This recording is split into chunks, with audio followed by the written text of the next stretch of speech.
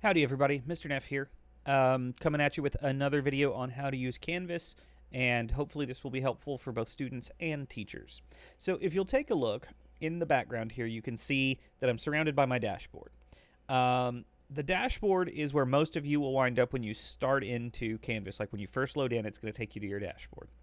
I've been hearing that students are having trouble finding or removing stuff from their dashboard, either old classes that don't need to be there anymore, or they can't see current classes, things like that.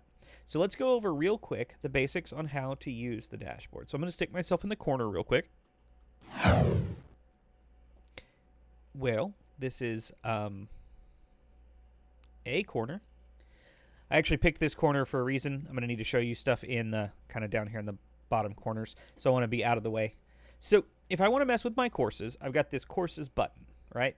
And when I click on it, it's going to pop out and show all these courses, and then there's a thing down at the bottom that says all courses.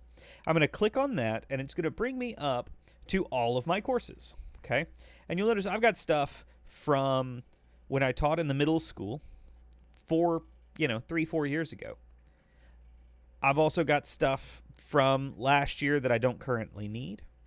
And then I've got a bunch of stuff from this year. And if you look, it gives you kind of a breakdown of every course I have that's active right now. Okay. So I've got this course name. I've got, if there's a nickname, it would show here. If there's a term for it, aka when the class is active, like the school year of 2021, which you see down here. You can't actually see it, but that's what it says. The term is there. Tells you whether you're enrolled as a student or a teacher. For the students watching this video, if you have any that say teacher, please let us know. You shouldn't.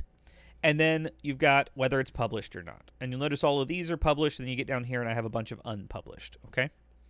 The other thing you'll notice, hopefully, is the star out to the left of each class. Some of them are filled in and some are not. If it's filled in, that means it's going to show on my courses menu. It also should show on my dashboard. If it's not filled in, it will not show.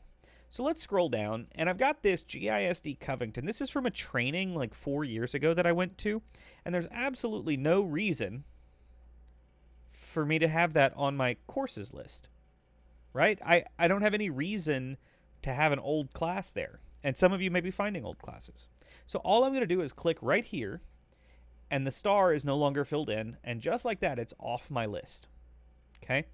But hey, here's a required training I really need to do. I need to make sure that's on my page.